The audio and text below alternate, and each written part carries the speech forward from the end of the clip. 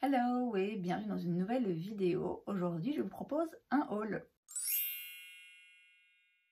On est sur un haul petit prix puisque j'ai que du Catrice et du Essence et sur un haul franchement vraiment raisonnable. Alors il va y avoir ici 2-3 petits produits que vous avez déjà vus dans d'autres vidéos, enfin si vous les avez regardés.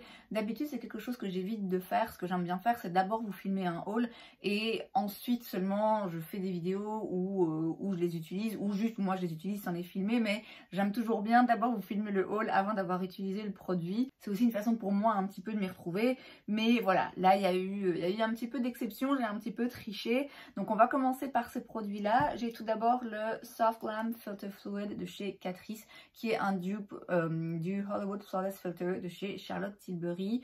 Ceux qui ont suivi sauront que vous l'avez déjà vu dans 2 vidéos, puisque j'ai d'abord fait un test où je compare donc ce produit au produit de chez Charlotte Tilbury, et spoiler, ils sont presque identiques. C'est vraiment un dupe très ressemblant, et du coup il s'est retrouvé aussi dans mes tops, donc dans ma vidéo top et flop qui a été postée la semaine dernière. Donc voilà, si vous n'avez pas vu ces vidéos, désolée je vous spoil un peu, mais dans mon haul là, puisque j'ai fait 2 petites séances shopping chez Kruidvat, j'avais acheté il y a quelques semaines ce petit produit que j'ai donc déjà utilisé, ainsi que ces 2 petits vernis qui pareil se sont retrouvés dans mes tops et flops. Donc on est toujours chez Catrice, là j'ai le Sheer Beauties dans la teinte Nudie Beauty et j'ai le Metaface dans la teinte Cyber Beauty. Celui-ci il est en édition limitée si j'ai bien compris, et les deux ensemble en fait ont donné un résultat que j'ai adoré, raison pour laquelle ils sont retrouvés dans mes tops. Et comme je l'ai dit dans cette vidéo, franchement les vernis Catrice, ils sont très bien, et encore une fois ils coûtent vraiment pas grand chose. On reste dans les ongles et là on passe chez Essence, puisque j'ai acheté des petits stickers comme ça pour les ongles. J'aime beaucoup mettre du vernis, j'aime beaucoup changer mon vernis régulièrement, mais c'est vrai que de base le nail art où vraiment on prend du temps et tout, moi j'avoue, j'ai déjà essayé mais c'est vraiment pas mon fort. Et pareil les stickers, voilà, j'y pense jamais, mais c'est vrai que je me suis dit tiens pourquoi pas. Il y en a quelques-uns ici que je trouve mignons et intéressants. Donc voilà, j'ai pris ça. Je sais pas le prix parce que moi sur mon ticket chez Kruidvat il détaille pas en fait. Donc vous avez maquillage 3,99, maquillage 7,99, maquillage 4,99, mais il n'y a pas il n'y a pas le détail, donc bref, un ticket qui sert à rien. Enfin, comme j'ai dit, chez Essence et Catrice, c'est toujours très bon marché. Donc voilà, je sais pas quand je vais les utiliser, je vous avoue, comme j'ai dit, je suis pas forcément une grande amatrice de ce genre de produit, parce que voilà, j'aime bien mettre du vernis, mais ça s'arrête là. Mais bon, pour changer, pourquoi pas. Bon, on va y aller par catégorie et on reste dans la catégorie, pas exactement make-up, mais accessoires de maquillage, puisque j'ai acheté chez Catrice un séparateur de cils. Je l'avais déjà vu, j'avais vu qu'ils en faisaient en ligne. Et là, j'ai trouvé en magasin, donc j'en ai profité. Et donc, c'est un petit outil comme ceci qu'on peut utiliser pour séparer les cils, hein, comme c'est dans le nom, notamment quand on a du mascara qui a un petit peu fait des paquets, pour vraiment bien les séparer. Donc ça, je n'ai pas encore testé. Bon, je ne vais pas forcément me forcer à le tester tout de suite, je le testerai le jour où j'en aurai l'utilité, mais je ne doute pas que j'en aurai l'utilité un jour, puisque voilà, des mascaras à tester, j'en ai, et je sais qu'il y en a qui vont faire un petit peu des paquets, donc ce sera le moment idéal. On passe au teint. Alors j'ai pris 2 fonds de teint. Vous allez me dire, il n'y en a aucun qui est ma teinte, c'est normal. Alors chez Catrice, j'ai repris le True Skin Hydrating Foundation. Ici, je l'ai pris dans la teinte 004 Neutral Porcelain, qui est très clair. Mais en fait, j'ai ce fond de teint, mais en beaucoup plus foncé, que je mettais ici cet été. Et donc là, j'ai repris en très clair pour pouvoir le mélanger. Alors, ça a un avantage et un inconvénient, hein, d'utiliser ce genre de technique. Alors l'inconvénient, c'est que si vous décidez de choisir 2 fonds de teint pour pouvoir les mélanger, bah ça vous coûte 2 fois plus cher, de toute évidence. Bon, ici, je crois que ce fond de teint, il coûte moins de 10 balles. Donc bon, on s'en sort. Moi je trouve que ça a quand même l'avantage de, du coup, vous avez toujours votre teinte. Parce que surtout dans les fonds de teint au drugstore, il n'y a pas toujours 1000 teintes ou pas toujours 1000 teintes en magasin. On ne peut pas les tester, en tout cas pas dans tous les drugstores. On ne peut pas forcément toujours avoir le testeur et donc tester et voir si la teinte nous convient. Et donc c'est un peu plus compliqué, je trouve, de trouver vraiment sa teinte. Là, le fait d'en avoir deux, une plus claire, une plus foncée, ça vous permet de faire votre petite popote vous-même et de trouver pile poil la teinte qui vous convient. Ça permet aussi de trouver, d'avoir toujours une teinte qui vous convient. Puisque moi, là, ce fond de teint, je vous l'ai dit, je l'ai enfoncé là, du coup, que j'ai mis cet été. Mais c'est un fond de teint que j'aime beaucoup. Et je me dis, en fait, j'ai aussi envie de pouvoir le mettre l'hiver quand, justement, là, je commence à perdre mon bronzage. Et donc, c'est à ça que ça va me servir. Donc, ça me permet, en fait, quand j'ai un fond de teint qui me plaît beaucoup, de pouvoir le mettre à n'importe quel moment de l'année en fonction des variations de mon bronzage. Donc ça, c'est pour le True Skin de chez Catrice et j'ai repris le Stay All Day 16 Hour de chez Essence qui pareil, hein, là c'est très foncé puisque c'est la teinte 40 Soft Almond. Alors franchement, par rapport à mes bras, là, ils ont déjà pas mal perdu, mais clairement, l'été prochain, quand je serai bronzée, je pourrais le mettre. Hein. Mais là, c'est clairement très foncé pour moi. Mais de nouveau, celui-ci, je l'ai en teinte claire. Trop clair pour moi en ce moment. Et de nouveau, c'est un fond de teint qui coûte, je pense, 7 €, un truc comme ça. Même pas, je pense. Chez Essence, c'est encore moins cher. Et en fait, j'ai envie de le tester. Voilà, j'ai envie de le tester. Il attend dans mes tiroirs depuis longtemps. Donc maintenant, je vais pouvoir vraiment le tester puisque je pourrais mélanger les deux teintes pour arriver à pile poil ce qu'il me faut. Toujours en teint et toujours chez Essence, j'ai pris le Make Me Glow Baked Highlighter. Alors, je pense pas que ce soit exactement le même dont j'entendais parler il y a des années. Ça a été pendant longtemps un produit culte. Donc, un highlighter de chez Essence aussi, hein, en version cuit comme ça, qui était absolument splendide apparemment et qui avait le même genre de fini que les poudres Hourglass. Ici, c'est la teinte This It's Glow Time. Et je pense que c'est un peu moins lumineux. J'ai l'impression que c'est moins lumineux que le fameux Baked Highlighter de l'époque de chez Essence. Et c'est aussi un petit peu plus foncé. Donc à voir si je vais l'utiliser vraiment en highlighter ou peut-être en poudre de finition. Encore une fois, hein, comme finalement les poudres Hourglass. Mais c'est vrai que c'est une très jolie texture de poudre. Et apparemment un très joli fini sur la peau. On retourne chez Catrice pour un produit teint, c'est le Magic Shaper Contour and Glow Stick. C'était nouveau, c'était mis dans les nouveautés de chez Catrice. J'en ai pas entendu parler, donc je me suis dit bon allez on va tester.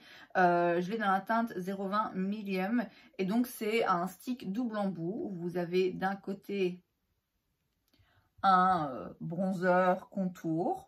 Ouais, c'est pas chaud, donc ça peut s'utiliser plutôt en contour. Et puis c'est un stick assez précis, donc ça peut être pas mal. Et de l'autre côté, on a un stick du coup highlighter. Bon, ils ont l'air comme ça un peu sec, faut un peu tirer, mais bon, là, faut le temps aussi qu'il se réchauffe. Il a l'air pas mal, hein. Franchement, je suis pas fan de base des highlighters en stick, mais il a l'air correct, donc à tester également. On passe maintenant aux sourcils. J'ai un produit à sourcils de chez Catrice. L'emballage est un petit peu abîmé. C'est le Brow Fix Soap Stick. Vous avez donc d'un côté une espèce de cire, hein, comme ça, un stick cire. J'avais un produit, je l'ai toujours d'ailleurs je pense, comme ça de chez Fenty. Et écoutez, ça a l'air un peu collant. Après, c'est pas mon genre de formulation préférée forcément pour les sourcils, mais pourquoi pas essayer de nouveau, hein, chez Catrice, ça coûte 2-3 €. Et de l'autre, vous avez un goupillon, mais avec des poils un peu intéressants en silicone, enfin en plastique quoi. Et quand même, ouais, ça a l'air pas mal. À voir, à essayer. Pour les yeux maintenant, toujours chez Catrice. Alors j'ai repris deux petites palettes. J'en ai déjà deux comme ça, une nude et une mocha je pense. Et en fait j'ai vu celle-ci qui est donc nouvelle. Et quand j'ai vu les teintes, je me suis dit ah ouais, franchement splendide. Et en plus de saison, hein, clairement. Donc ça c'est la The Cozy Earth. Et j'ai aussi pris celle-ci. Alors bon, c'est une palette rosée. c'est moins spécial et c'est moins ce que j'utilise, je dois dire, en ce moment. Mais de nouveau, vu le prix et la qualité, vraiment j'adore ces fards à paupières, je me suis dit allez, prends-la quand même. Pas dit que je m'en serve forcément tout de suite, parce que j'ai beaucoup plus envie de tester celle-ci, mais du coup j'ai aussi la version rosée, et donc ça c'est la The Electric Rose. Ils en ont aussi une avec uniquement des fards mat, mais celle-là elle ne m'intéresse pas. Donc voilà, maintenant j'ai presque la petite collection complète. On reste dans les yeux, et alors là j'ai hâte de les ouvrir. Il s'agit, donc on est chez Essence, c'est les Multichrome Flakes. C'est des toppers, donc des petites paillettes, et en fait ça ressemble à s'y méprendre, même dans le packaging, à un produit de chez Danessa Myricks que je vais sortir tout de suite. Donc moi chez Danessa Myricks j'ai, ça s'appelle les Infinite Chrome Flakes, c'est presque le même nom, et moi j'ai la teinte Hot Lava, et voilà, c'est plein de petits, oui c'est des petits flakes, hein, c'est vraiment ça, mais il y a aussi, c'est crémeux, hein, c'est crémeux, et alors ça peut se travailler en topper ou juste vous ajoutez des petits morceaux, vous verrez pas grand chose, mais ça peut aussi se travailler de façon plus intense où ça colore vraiment tout. Et j'ai déjà utilisé des deux façons, c'est un très beau produit. C'est pas le plus simple à utiliser, c'est pas le plus simple à enlever non plus. Mais c'est splendide, c'est vraiment très beau. Bon, vous me connaissez, moi les paillettes dès que ça brille c'est bon, ça me plaît. Et donc là c'est un petit peu la même chose, et quand je vous dis un petit peu la même chose, je veux dire Danessa Myricks, Essence, c'est pas exactement le même packaging, mais bon, c'est quand même pas loin. Il y avait deux teintes, je sais pas s'il y en a plus ou si c'est les seules deux teintes qu'il y avait. On a donc d'abord la teinte numéro 1 et la teinte numéro 2. Donc écoutez, on va ouvrir et on va regarder. On les avait vus, il me semble que je les avais vus dans un Will I Buy It il y a quelques semaines. Et je me rappelle, hein, j'avais dit ça, si je les vois d'office, je les prends. Je les prends pour tester. Je suis un peu sceptique quand même, hein. Bon, il faut que j'arrive à l'ouvrir déjà. Voilà. Donc ouais, je suis un peu sceptique quand même. Parce que bon, pareil, je sais pas combien ça coûte, mais de nouveau 2-3 euros. C'est le genre de produit où j'ai l'impression que au drugstore, ça va forcément pas être pareil. Mais écoutez, peut-être que ce sera pas mal. Ça a l'air joli. C'est plus liquide. C'est plus... Ouais, c'est moins... Comment dire? Plus liquide et moins crémeux que ceux de Danessa Myricks.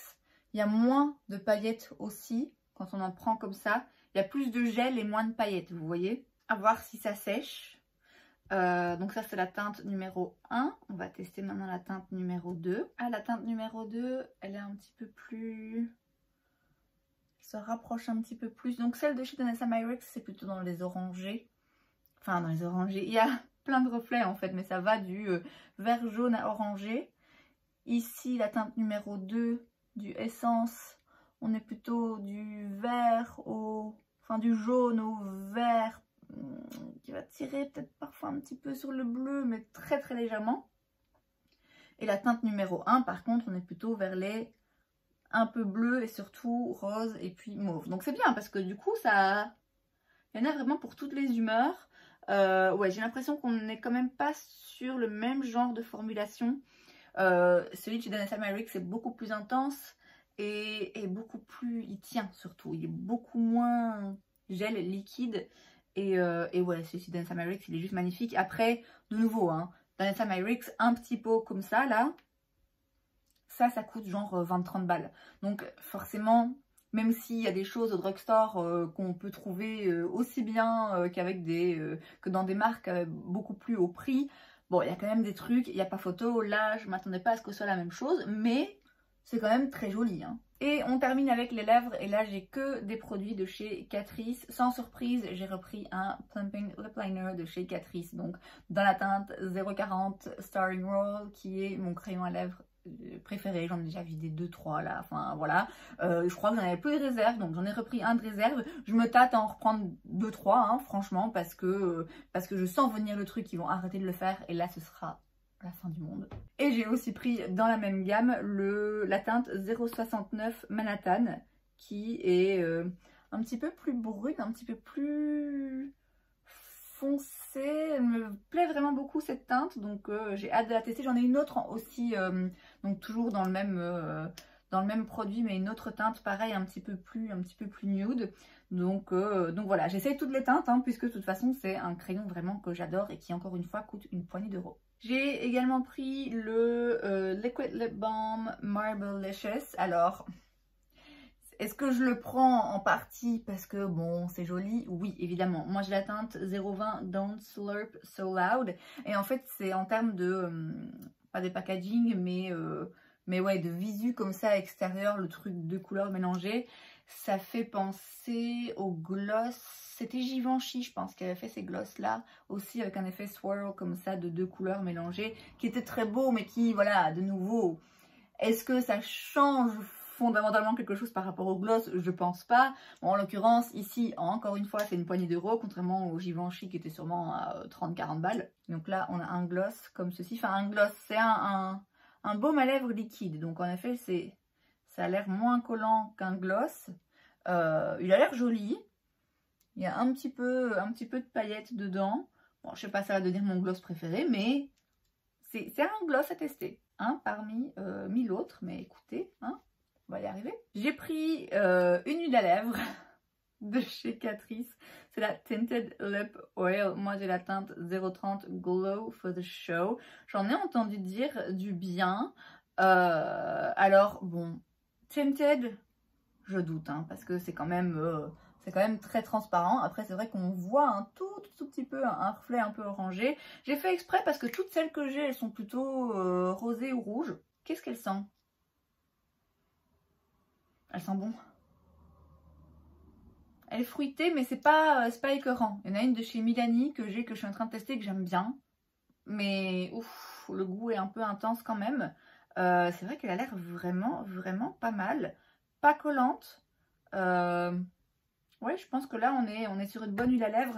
Elles font fureur, hein, les huiles à lèvres en ce moment. Et bon, j'en ai une de chez Clarins qui est magnifique, qui est un produit culte, qui est une très bonne huile à lèvres. Mais bon, c'est vrai que de nouveau, en termes de prix, c'est un peu élevé. Si on peut trouver pour 5 fois moins cher un produit équivalent, pourquoi pas. Et le dernier produit, c'est le pH Reacting Metaface Lip Glaze. Encore un produit là, vous savez, qui réagit au pH de la peau, machin. Bon, j'avoue que le packaging est très joli. J'ai été curieuse, tout simplement. Et donc, c'est un embout en plastique. Il n'y a pas... Ouais, non. Il n'y a pas de poils. Enfin, de poils. C'est pas un embout de faute mousse. Vous voyez, comme c'est le cas des autres gloss. Là, c'est vraiment juste un truc en plastique. Et c'est évidemment transparent. C'est censé réagir au pH de ma peau. Écoutez, on verra. Ce genre de produit, ça finit toujours par avoir une légère teinte un petit peu rose. Voilà. Je doute que ce soit différent d'un autre. Mais voilà, c'est fun quand même d'essayer un petit peu ce genre de produit. Et écoutez, c'est tout. Bon, je trouve que ça reste raisonnable. Il y a un petit peu de tout. Bon, il y a des trucs un petit peu plus gadgets, des valeurs sûres, et puis des nouveautés que je testerai du coup dans les semaines à venir avec vous. Et c'est donc tout pour cette vidéo, j'espère que ça vous a plu. Si c'est le cas, n'hésitez pas à laisser un like. Vous pouvez aussi vous abonner à ma chaîne parce que c'est gratuit, donc pourquoi pas. Et moi, je vous vois la prochaine fois. Bye!